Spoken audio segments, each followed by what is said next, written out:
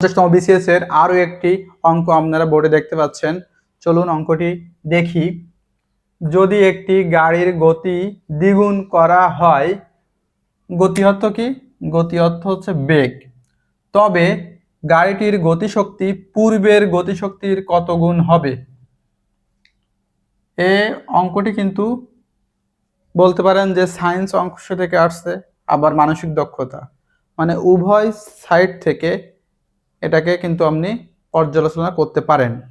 কিন্তু এখানে যেটা আগে বুঝতে হবে, বিজ্ঞানের একটি সূত্র আছে যে বেগ বৃদ্ধি পেলে গতিশক্তি বেগের বর্গের সমানুপাতিক। সেই কথাটি আগে আমরা লিখি। বেগ গতিশক্তি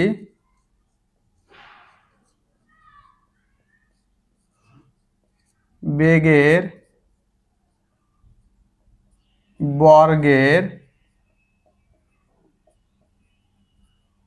সমানুপাতিক।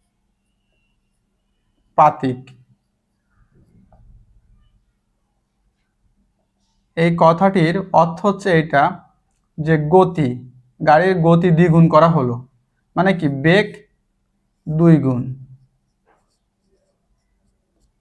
তাহলে গাড়িটির গতিশক্তি কত গুণ হবে?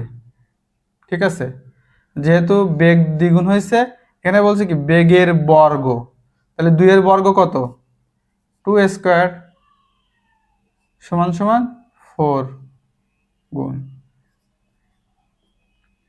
এই বাক্যটির অর্থ হচ্ছে এটাই যে বেগ যেহেতু 2 গুণ, তাহলে গতিশক্তি হবে বর্গের সমানুপাতিক, বেগের বর্গের সমানুপাতিক। মানে বেগ 2 আছে, বেগের বর্গ হচ্ছে 2 স্কয়ার, 4 গুণ। এখানে 4 গুণ অ্যান্সার। এখন আপনারাই বলুন, যদি গতি 4 গুণ বৃদ্ধি পেত, তবে গতিশক্তি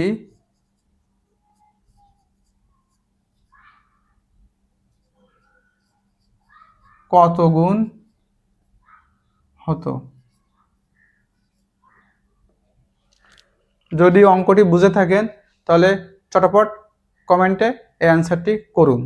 গণিতের ভয়কে জয় করতে এবং প্রতিটি সমস্যার সহজ সমাধান পেতে আজই আমাদের সাথে যুক্ত হন। সাবস্ক্রাইব ও ফলো করে পাশে থাকুন ইজি ম্যাথ অনলাইনের। ধন্যবাদ।